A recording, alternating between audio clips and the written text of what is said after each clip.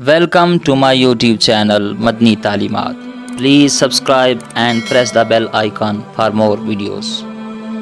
بسم اللہ الرحمن الرحیم. معزز سامعین کرام، سوال ہے کہ اگر کوئی شخص واش روم میں غسل خانے میں مکمل کپڑے اتار کر غسل کرتا ہے، یعنی بالکل وہ برہنہ ہو کر غسل کرتا ہے، تو اس طرح غسل کے ساتھ ساتھ اس کا وضو ہوگا یا نہیں؟ اور اگر وضو ہوگا تو اس وضو کے ساتھ وہ نماز قرآن پڑھ سکتا ہے یا نہیں؟ تو یہ ایک انتہائی اہم مسئلہ پوچھا گیا ہے، اور میں نے دیکھا ہے کہ اس حوالے سے بہت سارے لوگ غلط فہمی کا بھی شکار ہیں. یاد رکھیں، جب ہم غسل کرتے ہیں تو وضو والے جتنے بھی اعضاء ہیں وہ غسل میں ساتھ دھل جاتے ہیں.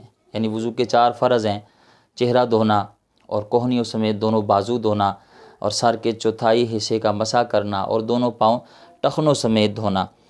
تو یہ وضو کے 4 فرض ہیں. جب ہم غسل کرتے ہیں تو یہ سارے اعضاء جو وضو میں فرض ہیں یہ تو آٹومیٹک دھل جاتے ہیں، کیونکہ غسل کا ایک فرض ہے پورے جسم پر اس طرح پانی بہانا کہ ایک بال برابر بھی جگہ خشک نہ رہے.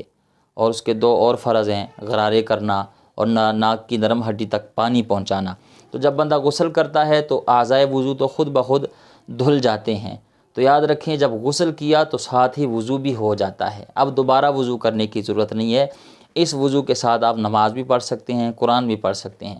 اب کچھ لوگ اس حوالے سے غلط فہمی کا شکار ہیں. وہ سمجھتے ہیں کہ جب بندہ بالکل برہنہ ہو کر غسل کرتا ہے تو اس کا وضو نہیں رہتا. یعنی وہ سمجھتے ہیں، مثال کے طور پر کسی نے وضو کیا ہو اور وہ ننگا ہو جائے تو ننگا ہونے سے وضو ٹوٹ جاتا ہے. تو یاد رکھیں، جو لوگ یہ سمجھتے ہیں کہ ننگا ہونے سے وضو ٹوٹ جاتا ہے اور وضو باقی نہیں رہتا، وہ بہت بڑی غلط فہمی کا شکار ہیں. وضو جن چیزوں سے ٹوٹتا ہے ان میں کہیں بھی یہ نہیں لکھا کہ برہنہ ہونے سے وضو ٹوٹ جاتا ہے.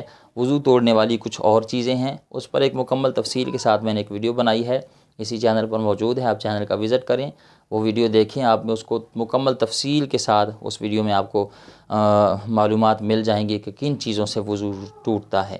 بہرحال جہاں تک یہ مسئلہ پوچھا گیا ہے کہ ننگے ہو کر غسل کیا، برہنہ ہو کر غسل کیا تو وضو ہوگا یا نہیں، تو بالکل وضو ہوگا، اور اس وضو کے ساتھ آپ نماز پڑھ سکتے ہیں، قرآن پڑھ سکتے ہیں. غسل کرنے کے بعد آپ دوبارہ وضو نہ کریں، وضو کرنے کی کوئی ضرورت نہیں ہے.